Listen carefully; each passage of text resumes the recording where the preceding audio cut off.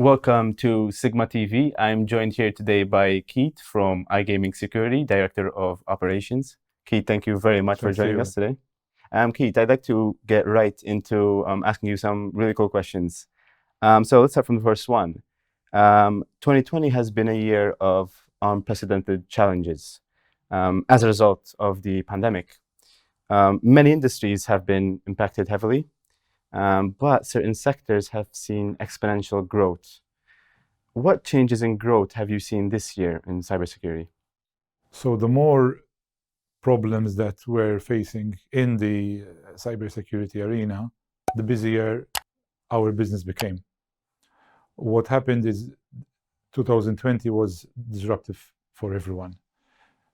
People did not realize the risks they were going to face by sending their staff home. Everyone was so happy to send their staff home and continue working at least. But what happened is they broke the safety barrier. So at the office, there are security perimeters. At the employees' homes, there aren't. So although certain teams were prepared and they could do this transition safely, the majority is not working in a safe environment. Absolutely. So more problems, higher business for cybersecurity. In reality, we don't even have enough resources as a cybersecurity community around the world. It's being so busy. Attacks are on the increase, and it pays a lot of money. It pays them and ruins businesses. So some businesses actually had to close down because they do not manage to recover. Recent studies from Checkpoint and Dimensional Research shows that over 71% of security professionals say that they have seen an increase in attacks since COVID-19 outbreak.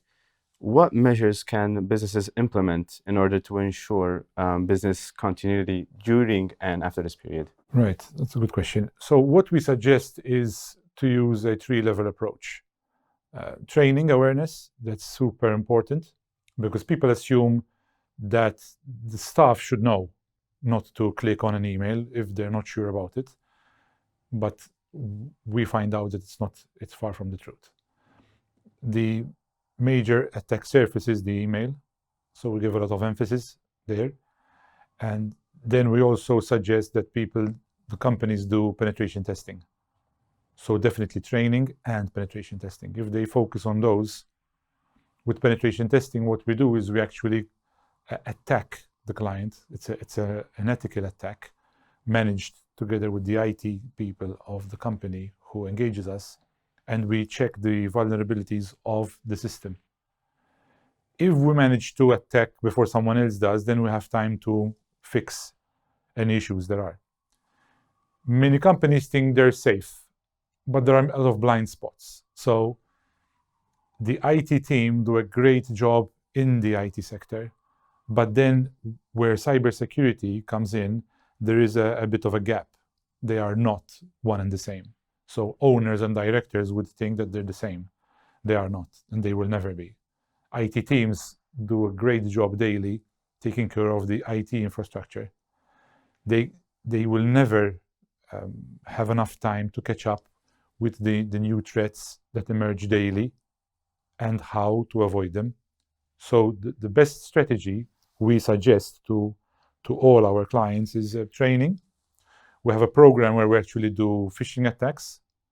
We planned with management and the IT team, and there we actually use templates which are Microsoft or Dropbox or Facebook templates, which instigate the staff to reset their password or to give certain information. They are very realistically looking. Even the domains we own are very realistic.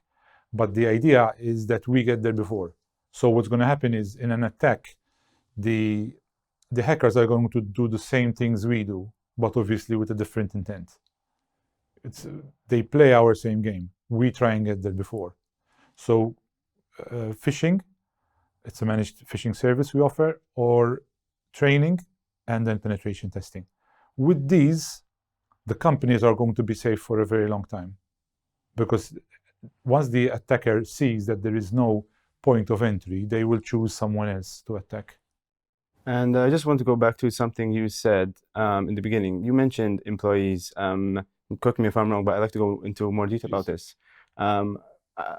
No, I think no matter how many security professionals a company has, I think it all boils down to the knowledge of their employees to not create additional risks. Yeah. That's a very good point, Nick. Because you might have the best security front, but if someone on the inside, it's like you're trying to attack a fortress, but someone on the inside is going to open the door for you. And that's what happens.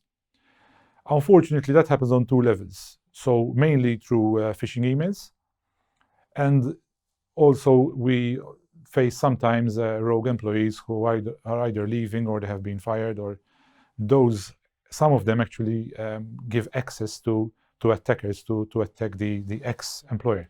So with that, do you think a zero trust policy should be something that is implemented in companies? Always, even in the best run companies, and when there is positive energy, you still have to, because people, it's not because they want to do it, it just happens.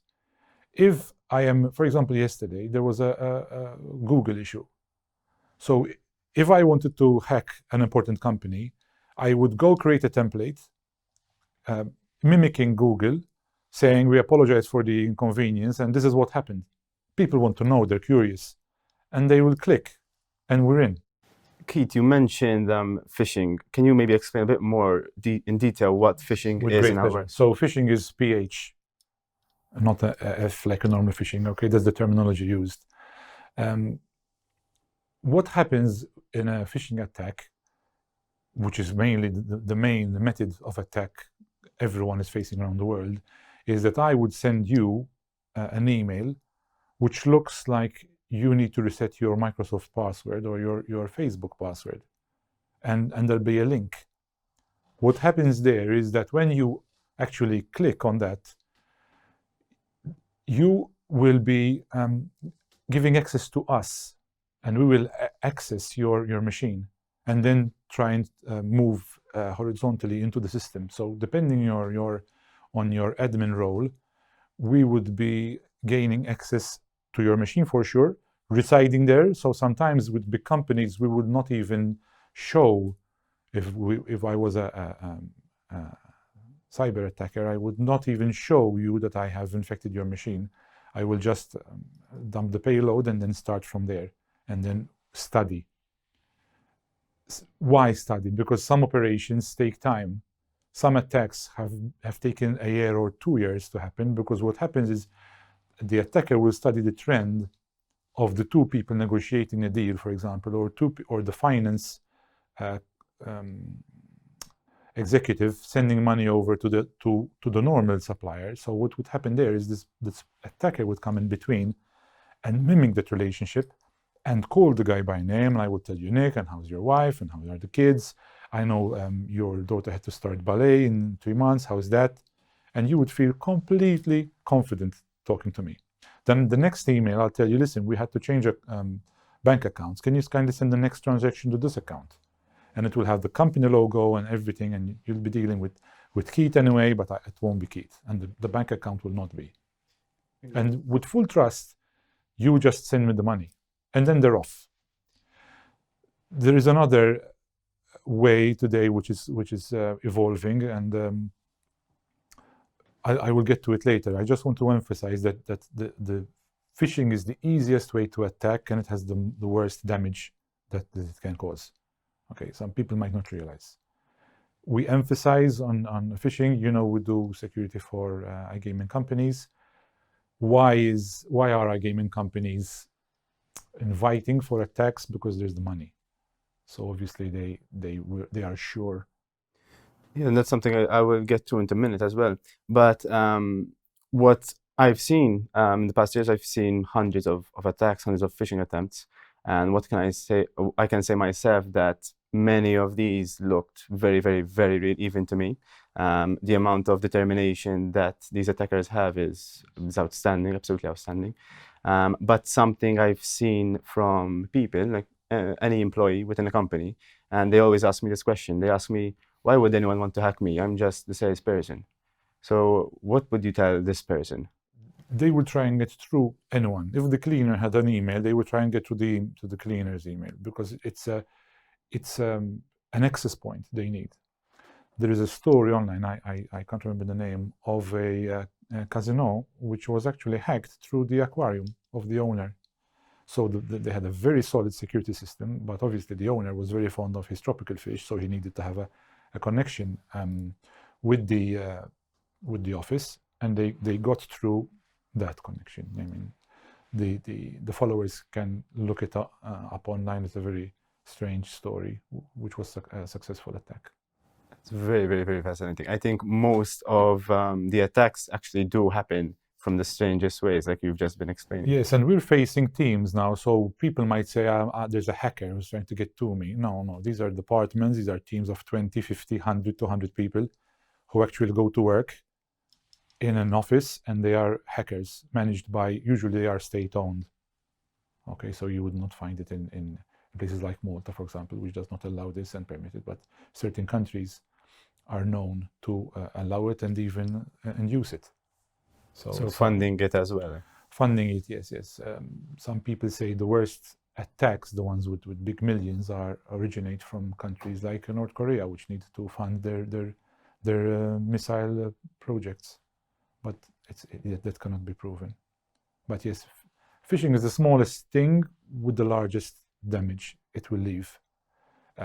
Once you gain access, especially, there is a topic called social engineering. So social engineering is where I would study, for example, SiGMA, and I would study the key people. Then I would go and see who their friends are in Facebook, on LinkedIn, and then I will create a whole scenario of attack. It will be a planned attack, and it will not be random. So I would not be emailing hello, to you. I would say, hi Nick, we met recently at the event that SiGMA organized, and I had to send you an email, a profile about our company. One which happened the last 2 weeks ago now was where a big company was approached by what looked like headhunters. So they approached the staff. They were saying, we're recruiting. Are you interested? And there's this good package, on the same line that you do. And then the guy said, yes, I'm interested. And they said, okay, let me send you the form for you to fill. So they actually sent an email to the office email of those software developers, and they hacked from a number of different fronts. It wasn't on one individual. It was on a number of individuals. And I think why social engineering is so successful is because it exploits the trust in people. Yeah. And I know that there's one social engineering expert in particular, Kevin Mitnick. So he was one of the most, if not the most amazing. He's still the most. Still the most. Till today, yes, he's the known best. But like him, obviously, there are the dark web actors now. But yeah. And what he said that social engineering, and like you said before, it is the easiest and it is the most effective, because you are exploiting a common human trait, which is trust, and you're using that to the advantage to access something that you shouldn't have access to. And they can't be blamed, Nick, because the approach is so realistic. There isn't a flaw. I mean, in the past, if I had to pretend I'm from SiGMA, I would scan the SiGMA logo and then just copy and paste. Today, it's a high-res image that I will put on my email so you don't see it. If I'm emailing you from SiGMA, then there'll be the contact number. If it's you I'm mimicking, there's going to be your phone number, there's going to be your email. So when you look down, if you're suspicious, you're going to recognize that it's from Nick. If you had to use that number, there was a law firm in Tashbish, and they were trying they used their database to hack all their clients. But you would get the name and surname of the person, the position, the logo, the email, and then at the bottom there'll be her personal number, her phone number. So you can't say, okay, this is not true. And then if you dial it, so ideally, always check. Okay, if in doubt, check. If there is 0.001% doubt, check anyway. Call your IT guy. Speak to your manager, try and call the guy who sent you the email. Even if it's sounding that people are paranoid, we want people to be paranoid because that's the way they stay safe. So you actually call the guy. I'm just confirming that it's you who sent me this email right now, because it's the safest way. And something actually I found to be very worrying is that nowadays there's 2FA, two-factor authentication, and through social engineering there were actual stories, incidents where two-factor authentication was breached, but was breached in a very smart way. So basically, because now they're actually close to finding a solution. Yes, and to breaking that protocol. Exactly. And one of the easiest ways that I saw in these incidents was that these attackers were using social engineering. They would call up the phone company of a particular individual, and they will tell this company, listen, my name is this person. I live in this address. This is my ID card number. Can you please activate my other SIM card and give me this phone number on this SIM card? And actually, by doing that, they were able to exploit two-factor authentication using social engineering. So I think it's laborious for them, but when it's worth, when the bounty is worth, they will go for it. So if it's a big company, how do I know I'm a hacker? It's a big company. I go to MFSA online. Then what do? Then I check the website. If I'm trying to attack SiGMA, I'll check how many employees SiGMA has. Okay, so what's an average wage per year of each employee? Okay, times the number of employees. Then I know I can extrapolate the potential turnover of that company. Then we decide if we were hackers, whether to go for it or not. But that's how it works. There's a lot of work done behind an attack. I just want to ask you something a bit different now. So in 2020, we have seen a massive change in consumer behavior, with huge people migrating online. Where do you see our new online behavior taking us? And how will threats and cybersecurity follow? So online threats will not change, they will just increase, irrespective of the perceived behavior of the victim. It's the victim who has to upgrade. It's the victim's employer who has to train staff regularly, because people forget. We have carried out simulated phishing email attacks on companies, and there will be employees who would click 3 times. They would save because they don't have time to see it. So open it, maybe click, then come back to it later and highlight it. And so they would do it 3 times over. Can you imagine? Just to see the gullibility of some is the reality. So to add on to that, we saw how Zoom's user base has increased exponentially as the world moved to online meetings because of working remotely. And as a lack of preparation for this massive growth, hackers were exploiting an overlooked security flaw in Zoom, which allowed these attackers to hijack rooms. IT security professionals were faced with multiple challenges in delivering and securing this mass migration to remote connectivity. What were some of the other main challenges faced by cybersecurity experts? So this is a very good point, and very good example, because what's happening is people are not always aware that they have security flaws. So the IT team said, we're good to go. Then they just, okay, we're good. But did you test it? No. The IT guy said, okay, who did it? The IT guy. We like to use the expression, if you go to eat in a restaurant and there's a chef patron, you don't tell him, listen, chef, is your food good? He's going to tell you, my food is fantastic. But maybe he has a blind spot and he's not realizing that maybe the pasta is undercooked or the pasta is overcooked, but that's the way he does it. This is why you need people to assess your system, your structure, and not internally.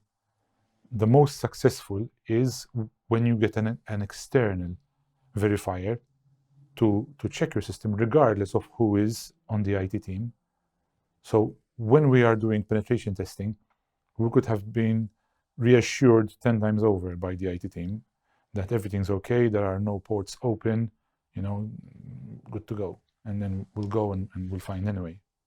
Because it's like the world. The world is visible by 3 satellites constantly revolving. If there was just one satellite, there's going to be a blind spot on on the other side of the world. And that's what happens with security or perceived security of systems. No, we're good. We have our IT guy. The least you can tell me to put my mind at rest is I have a cybersecurity guy checking. That's already a start. But it's not enough. So you need to always get someone externally to stress test you. And that is the way you stay safe. What happens is sometimes people are not realizing that the minor, very tiny investment in cybersecurity they would need to face is a drop in the ocean compared to the business they would lose if they were attacked. And on that point, in fact, I wanted to ask you, an unfortunate fact in many businesses is that they are not proactive on cybersecurity, and they only respond after an attack has taken place. It's too late. Why do you think this is, and how can businesses be better informed to be more prepared? That's a very good question. So what happens is that people say, no, I am a small company. I don't have 50 people. I don't have 20 people. I am the low-hanging fruit in the industry. It's easier to get the low-hanging fruit because usually there are less security systems. So rather than an attacker going to a bank, they will first go to an upcoming iGaming company or an affiliate or anyone in the industry who is easy to get through. The new trend we are facing now is very unfortunate. So before they used to steal data from companies and then sell it. Okay, now they actually encrypt all your files. They are teaming up. Okay, so these are different hacking groups in the dark web. They don't know each other. They just know each other professionally, and they actually team up to hack a strong system. So what you're explaining is ransomware. Yes, that's a very good. That's the word. So ransomware today is if they found a vulnerability, if you had not done a penetration test, if you did not train your clients, your staff, excuse me, then you're going to be an easy victim to ransomware. So there you just log into your system, you see all your files encrypted in numbers and letters, and you have no idea what's going on. The last line will be their invitation for you to send X thousands of worth in USD in cryptocurrency, so either Bitcoin or Ethereum. And do they usually, ransomware, obviously they tell you, I'm going to encrypt your files unless you pay me, like you said, this amount of Bitcoin or Ethereum or whatever. Do they usually give you access back? They usually give you access back in your experience? They usually don't. They don't need to hassle. It's not interest. They just need to take the money and run. There have been minor cases, but minor, I would say less than 3%, where they were ethical bad hackers. They felt sorry for the victim and gave them access back. But normally no. And the recovery period, we were recently speaking at an event in Malta on cybersecurity, and when I finished and I was having lunch, there was on my right a lady who was telling me, we've just been hacked 4 days ago. There is a process. If they have backups, there's a process which can help them, but it still disrupts. If you're a very active company, you can't stay down for too long. I mean, some people not even an hour they can stay down. And as we all know, in the iGaming industry, you can't afford to be down an hour, and some of them have to stay down for days and weeks before they actually recover and start operating again. The bad thing there is there's a defacing experience where the attackers would have defaced your website, and you lose trust in your clients now. So they will say, okay, let me go somewhere else because I might be the next one now if I'm affiliated with this company. So that is another problem. Companies in the EU which are attacked and have data stolen have another challenge to face, which is the GDPR fine. There they are fined, so to add insult to injury, they have to pay large amounts of money to the GDPR for having allowed this hack to happen and their leakage of data. Because you, as the owner of the data of that company, of all those customers who trusted you, you're responsible for them. So GDPR will fine you, like millions sometimes, for that. Something you mentioned in the beginning, you mentioned about the Google outage, and I want to just tie that answer into my next question and get a bit more depth into that. So we have a huge growing demand of data nowadays, and more companies are moving to the cloud. After Google's outage, we've seen how many companies, organizations, schools, universities, how dependent they are on cloud platforms. That's a very good point. What should businesses be aware of, and what are the security implications of using the cloud? The natural movement is towards the cloud, Nick. It's natural. I mean, it's been on for a number of years now, but it's picking up. The misconception is that I'll put all my stuff on the cloud and I'm safe. There is a very important point. It's a shared responsibility factor, which all service providers tell their new customers, but the customers sometimes fail to listen. Shared responsibility is that the provider, like Azure, for example, or AWS, have the responsibility of securing the structure, not the data you are adding to it. So there is the same element of security that is needed for having your data on the cloud. This is one of the pillars that we offer, in fact, that we secure. We offer the cloud security for all the migrations, whichever the platform. But it's a misconception that no, I don't need to secure it now because what happens is every time you add to it or there's an update, in reality you have to check every single time. Okay, but it's important that they don't turn their back just because they're migrating on the cloud. Recently, we saw what happened to Google and the outage.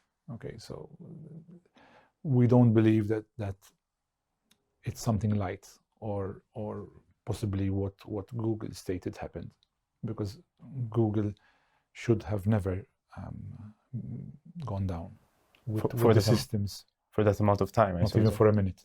First of all, it cannot afford it because the revenues per minute of Google are like big amounts.